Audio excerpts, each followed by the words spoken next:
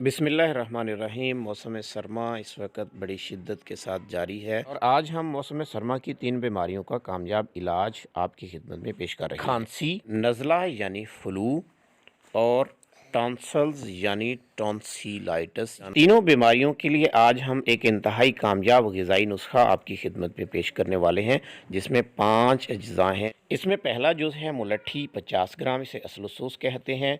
हल्दी 50 ग्राम, कुस्तशीरी 50 ग्राम, शक्कर 50 ग्राम और रुबुसोस या सत मुलट्ठी 50 ग्राम। इस नुस्खा की तैयारी का तरीका यह है कि तमाम अज्जा को अलहदा बारीक पीसकर छानकर आपस में मिला लें। 5 साल से छोटी उम्र के बच्चों के लिए चौथाई चम्मच दिन में 1 या 2 मरतबा और बड़ों के लिए निसफ चाय का चम्मच दिन में 2 या 3 मरतबा चूस कर खाना है। यह ग़िज़ाई नुस्खा हर किस्म के मुज़िर असरात से पाक है और पहले ही दिन आपकी तीनों बीमारियां इससे ठीक होना शुरू हो जाएंगी।